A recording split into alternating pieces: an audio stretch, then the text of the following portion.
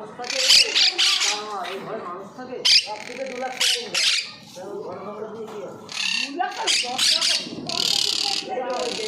লাখ পাখি বেশি 2 লাখ টাকা। না করে ভালো কাজ করো। মাইন্ড রোগ মাইন্ড তখন ঢুকবে না। এই জায়গাটায় তো